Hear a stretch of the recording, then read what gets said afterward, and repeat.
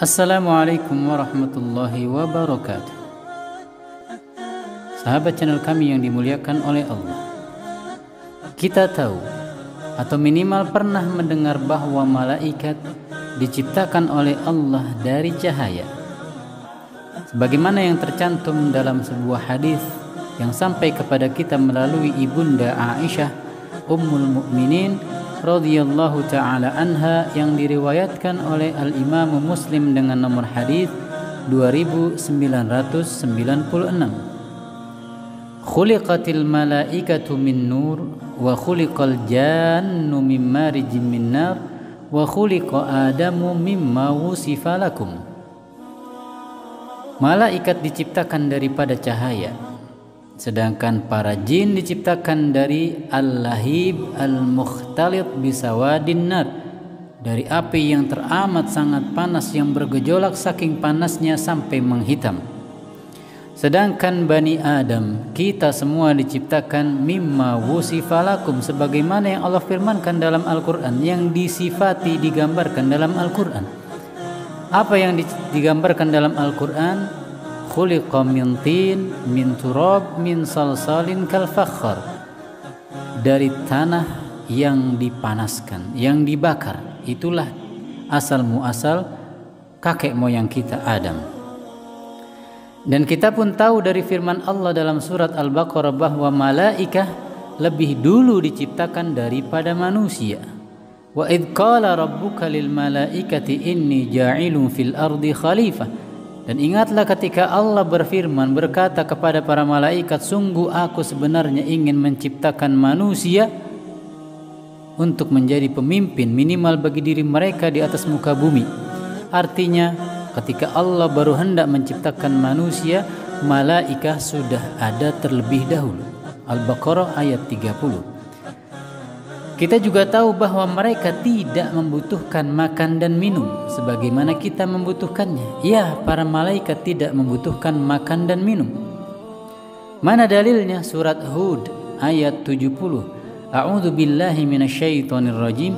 Falamma ra'a aydiyahum la tasilu ilaihi nakirahum wa awjasa minhum khifatan qalu la takhaf inna ursilna ila qaumi Lut.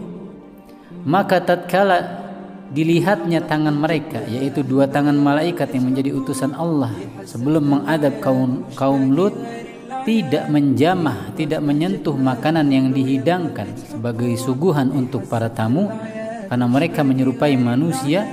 Nabi Ibrahim memandang aneh perbuatan mereka, dan ia merasa takut kepada mereka. Lalu kedua malaikat itu berkata, janganlah kau takut, sesungguhnya kami hanya akan mengantarkan adab kepada kaum Lut yang telah melampaui batas. Saya dan Anda juga pernah mendengar bahwa mereka memiliki sayap. Allah berfirman dalam surat Fatir ayat pertama, A'udzu billahi minasyaitonir rajim. Alhamdulillahi fatiris samawati wal ardi ja'ilil malaikati rusula uli ajnihatin mathna wa thulatha wa ruba'a yazidu fil khalqi ma yasha innallaha ala kulli syai'in qadir. Segala puji bagi Allah pencipta langit dan bumi, yang menjadikan malaikat sebagai utusan-utusan untuk mengurus berbagai macam urusan, yang memiliki sayap masing-masing, ada yang memiliki 2, 3, dan 4. Allah menambahkan pada ciptaannya apa yang ia kehendaki. Sesungguhnya Allah Maha Kuasa atas segala sesuatu. Bahkan di dalam Musnad Al-Imam Ahmad dengan sanad yang hasan, diriwayatkan atau bersumber dari sahabat yang mulia Abdullah ibnu Mas'ud, Rasulullah sallallahu alaihi wasallam pernah melihat Jibril fi suratihi walahu 600 janah.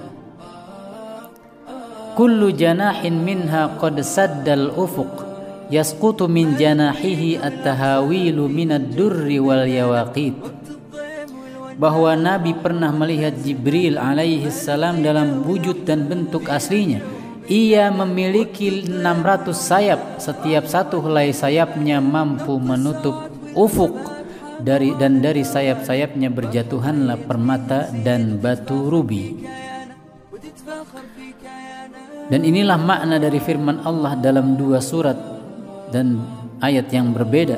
At-Takwir ayat 23, An-Najm ayat 13 sampai 15. Walaqad ra'ahu bil ufuqil mubin walaqad ra'ahu nazlatan ukhra 'inda sidratil muntaha 'indaha jannatul ma'wa. Dan dalam riwayat Al-Imam Abu Dawud dari Jabir ibn Abdullah, Nabi mengabarkan bahwa salah satu pembawa arsy-Nya Allah, jarak antara ujung telinganya hingga bahunya adalah sejauh perjalanan 700 tahun. Disahihkan oleh Syekh Al-Albani di dalam silsilah Al-Ahadits As-Sahihah dengan nomor 151. Ma baina syahmati udunihi wa atikihi masiratu 700 amin. Allahu Akbar. Dan yang menjadi poin video kali ini adalah sebuah pertanyaan. Kalau malaikah tercipta daripada cahaya, kalau ia begitu dahsyat dan hebat penciptaannya, lalu apakah malaikah juga memiliki ruh atau nyawa, dan apakah ia akan gugur dan wafat atau mati dan meninggal seperti halnya jin dan manusia? Maka jawabannya ada dalam sebuah hadis yang diriwayatkan oleh Al-Imamul Bukhari dan juga Al-Imamu Muslim. Rasulullah mengajarkan kita sebuah doa, A'udzu bi'izzatika alladzi la ilaha illa anta alladzi la yamut wal jinnu wal insu yamutun. Aku berlindung dengan keagunganmu wahai Allah, Tuhan yang tiada Tuhan selain Engkau, dan Engkau tidaklah mati sedangkan jin dan manusia akan mati. Wa kadza al malaikah, dan demikian juga para malaikat, sayamutun, mereka akan mati. Wa yabqallahul wahidul qahhar, dan hanya tersisa Allah yang maha kuasa.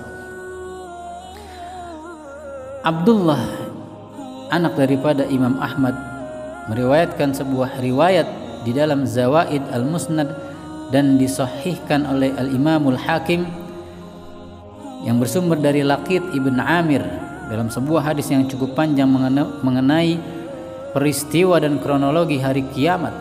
Yalbathuna ma labbathahum thumma tub'atus saihah fala amru ilahika ma tad'u ala dhahriha min ahadin illa mat hatta al malaikatu alladhina ma'a rabbika.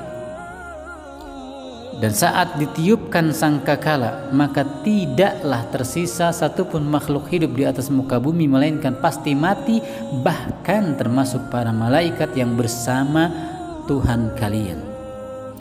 Wa idza kanu yamutun, kalau para malaikat bisa mati, fa innahum dakhiluna fil anfus, maka mereka pasti memiliki jiwa, memiliki ruh, sebagaimana dikatakan dalam surat Ali Imran dalam ayat yang ke-185, kullu nafsin dha'iqatul maut, setiap jiwa, setiap nyawa pasti akan merasakan kematian.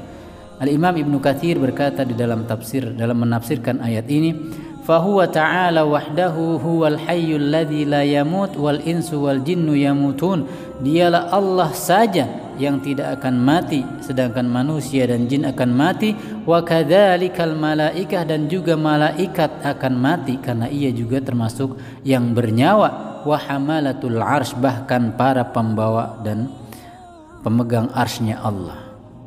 Wa yanfaridul wahidul ahadul qahhar, dan hanya akan sendiri saja, yaitu Allah yang tetap hidup, biddaimumah wal baqa, dengan kekekalannya. Sebagaimana dikatakan juga oleh Al-Imamul Qurtubi, an-nafsu ar-ruh.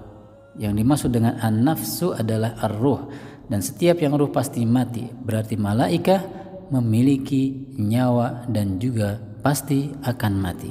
Wallahu ta'ala a'lam bishawab. Assalamualaikum warahmatullahi wabarakatuh.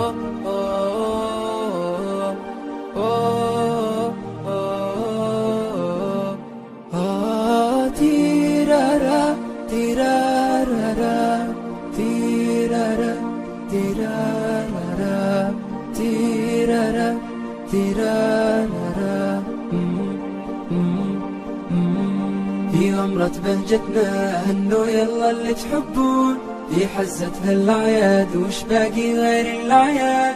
في غمرة بهجتنا هنوا يلا اللي تحبون، في حزتنا الأعياد وش باقي غير الأعياد. والعيد شرف بالحب الله يحيي، ما دمنا مع بعضنا دامت مساعي. والعيد شرف بالحب الله يحيي، ما دمنا مع بعضنا دامت مساعي.